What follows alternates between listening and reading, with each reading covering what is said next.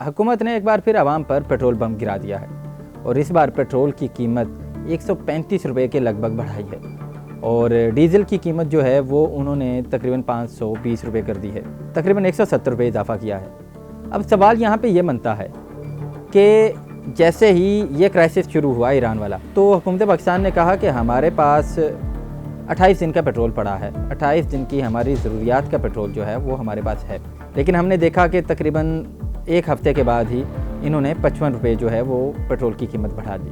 अब उसके साथ 2 बार वज़ीर आज़म साहब आए हैं और 2 बार उन्होंने ये कहा है हफ्तावार कि जनाब आलमी मार्केट में पेट्रोल की कीमत बहुत ज़्यादा बढ़ रही है और हम सब्सिडी दे रहे हैं, हम कफ़ायतशारी मुहिमात शुरू कर रहे हैं, हम तरक्याती बजट जो हैं उनको कम कर रहे हैं, हम हर सूरत अपनी आवाम को रिलीफ़ दे रहे हैं। उसके साथ हमने ये देखा कि जब भी कोई किसी वज़ीर की, किसी मुशीर की, किसी वज़ीर आज़म की कोई भी वीडियो आती है, जैसे हमारे वज़ीर आज़म साहब कराची का दौरा करने के लिए गए थे, तो उनके प्रोटोकॉल में 30-30, 40-40 गाड़ियाँ थीं। तो ये समझ से बाहर है कि ये कौन सी कफ़ायतशारी है जो ये कर रहे हैं। उसके बाद बलूचिस्तान के एक वज़ीर हैं, निजी वज़ीर थे, उनकी एक वीडियो वायरल हुई थी जिसमें तकरीबन 40 गाड़ियाँ उनके प्रोटोकॉल में थी।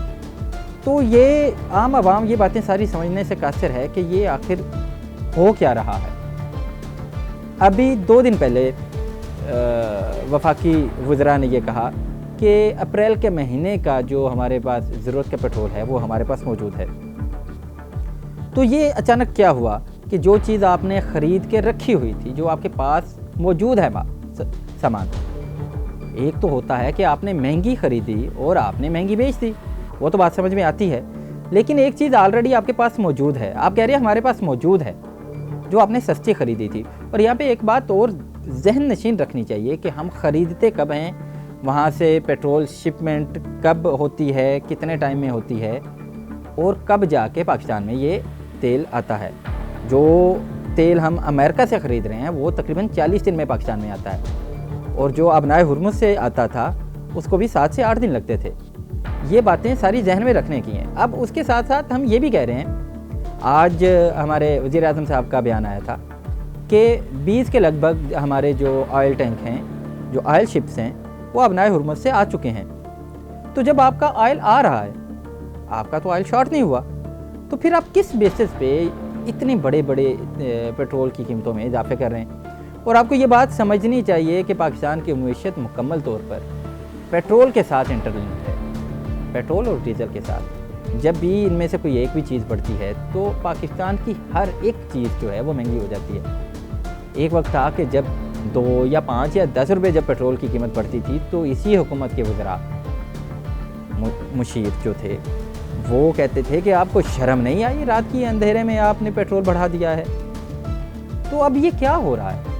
अब इनको क्यों इस बात का तदारुक नहीं है कि अवाम पहले ही मुआशी हालात, मुल्की मुआशी हालात बहुत बदतर हैं।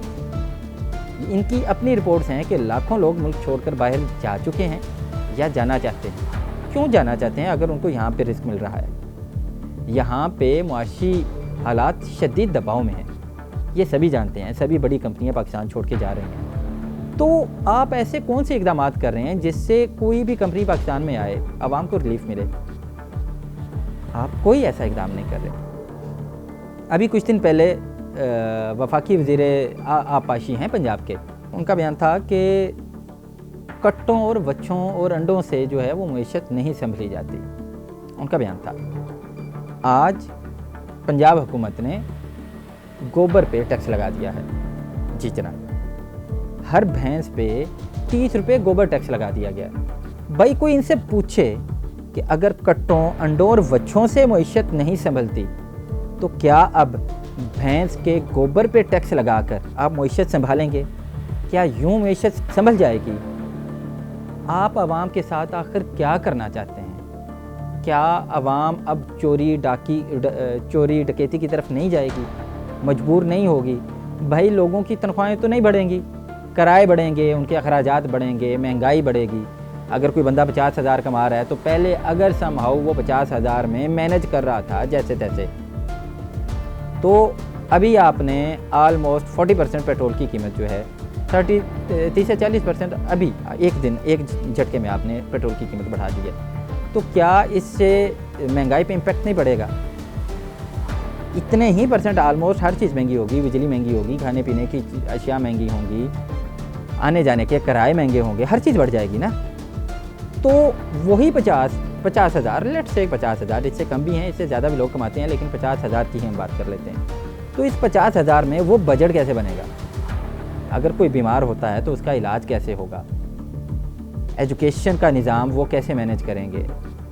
ये ज़िंदगी आप आम आवाम के लिए आप इस कदर मुश्किल करते जा रहे हैं। यूँ लग रहा है कि जैसे जंग हम ईरान की और अमेरिका की नहीं हो रही, जंग पाकिस्तान में जारी है और पाकिस्तान उसके पैसे भर रहा है। भाई हर चीज़ पे टैक्स लग रहा है, हर चीज़ पे टैक्स लग रहा है और आप लोग टैक्स वसूल कर रहे हैं। तो भाई आवाम से आप टैक्स लेते हैं तो वो आवाम पे तो नहीं लगता। आवाम की तो डेवलपमेंट तो आपने वैसे बंद कर दी हुई है, आवाम पे नहीं लगता।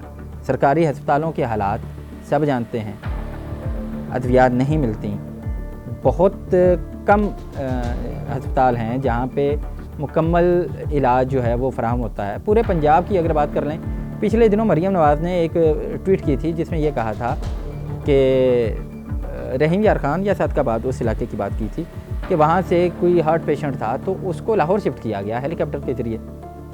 ये बहुत अच्छी बात है कि हुकूमत ने एक जान बचाने के लिए हेलीकॉप्टर जो है वो मुहैया किया है। लेकिन क्या कोई उनसे ये पूछ सकता है कि वहाँ से लाहौर तक इन बिटवीन कोई ऐसा हॉस्पिटल नहीं था जिसमें दिल का इलाज हो सके? उसको क्यों ज़रूरत पड़ी कि वो वहाँ से यहाँ लाहौर में आए? यानी पंजाब के किसी भी एरिए में अगर कोई भी मेजर आपको ट्रीटमेंट की ज़रूरत है तो अस्पताल वाले यही कहते हैं कि भाई इसको लाहौर ले जाएं। भाई आखिर क्यों? बाकी पंजाब में भी तो लोग रहते हैं, वो भी तो इंसान हैं, उनको भी तो ज़रूरत है, उन पे भी तो आपने पैसे लगाने हैं। आपने ग्रीन बसेस का इफ्तिताह किया, बहुत अच्छी बात है, लेकिन एक तरफ आपने ग्रीन बसेस का इफ्तिताह किया है तो दूसरी जानब ये जो पेट्रोल और डीज़ल की कीमतें बढ़ी हैं, क्या उससे बिजली की कीमतें नहीं बढ़ेंगी? उससे आवाम परेशान नहीं होगी? उससे अशिया खुरनोश जो हैं वो महंगी नहीं होंगी? सोचने की बात है कि आखिर ये सब कहाँ पे जाके रुकेगा। और आज की प्रेस कॉन्फ्रेंस सुनते हुए बड़ी मुझे हैरत हो रही थी कि वज़रा ने ये कहा कि हम इतनी सब्सिडी दे रहे हैं, हम यूँ सब्सिडी देंगे, हम यूँ सब्सिडी देंगे, और उसमें उन्होंने ये कहा कि परेशान नहीं होना, हम हर माह इसको रिवाइज़ करेंगे। भाई वीकली बेस पे तो आप पेट्रोल और डीज़ल की कीमतें बढ़ा रहे हैं, साथ में आप कह रहे हैं कि जो सब्सिडी की बात हो रही है वो हम मंथली बेस पे देखेंगे। ये क्या निज़ाम है? ये किस कदर ढिठाई है? ये हाथ जोड़ के आप सबके आगे, हुकूमत वक्त के आगे और जो करता धरता हैं उनके आगे ये इल्तमास है कि मेहरबानी करें, आवाम को जीने दें। आपने जो करना है वो तो आप करेंगे ही, जो आपने खाना है वो आपको तो कोई खाने से रोक नहीं सकता, आप तो वो खाएंगे, लेकिन आवाम को तो जीने दें।